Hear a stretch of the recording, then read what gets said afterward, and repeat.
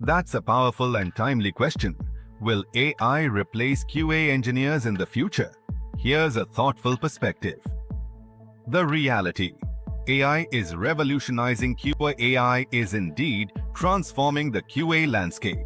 From test case generation and bug detection to predictive analytics and self-healing automation scripts. Tools like ChatGPT, Testim, and Mabel are reducing repetitive tasks and speeding up testing cycles. It's already becoming a valuable assistant to QA professionals. But here's the catch. AI human judgment. While AI can analyze patterns, simulate user behavior, or even generate tests, it still lacks 1. Contextual understanding of business needs. Factor 2. Creative thinking for edge case identification.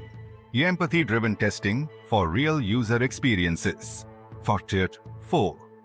Adaptability in ambiguous or evolving environments.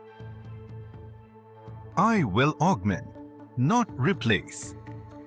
Think of AI as a co-pilot, not a replacement. It automates the mundane, but humans will still lead the charge in 1. Test strategy planning. 2. Exploratory and usability testing. 3. Communicating with stakeholders. 4. Critical thinking and decision making. The future. QA role. Evolving, not eliminating QA.